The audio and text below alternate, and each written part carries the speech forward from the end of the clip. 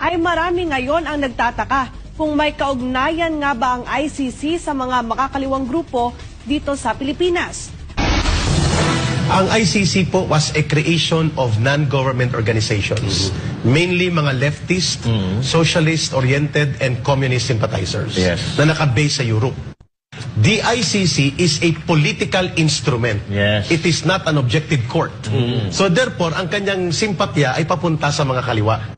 Isa sa naging patunay ni Celis ay ang abogadang si Attorney Cristina Conte na ayon pa kay Celis, si Attorney Cristina Conte po ay hindi ordinaryong abogada.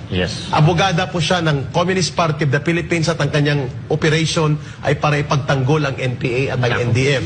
At ang kanyang grupo ay pinapangalanan na NUPL, National Union of Patakas Lawyers. Kasi tagapagpatakas ng NPA ang grupong ito. Created by CPP purposely.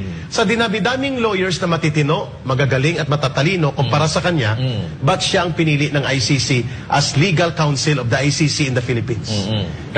Kasi recommended siya ng Central Committee International Department ng Communist Party na nakabase sa the Utrecht, Netherlands. The biggest winner dito po sa isang napakalaking pagtataksil at pagkikipagkonsabahan ay ang CPP, NPA, NDF. That is the reason nationwide sila ay kumikilos at nagpapalakpak para magparada sa pagbubunyi sa nangyaring pagkadukot at iligal na pagkakadetine kay Pangulong Duterte. para sa Diyos at sa Pilipinas kung mahal, Carlo de la Peña, SMNI News.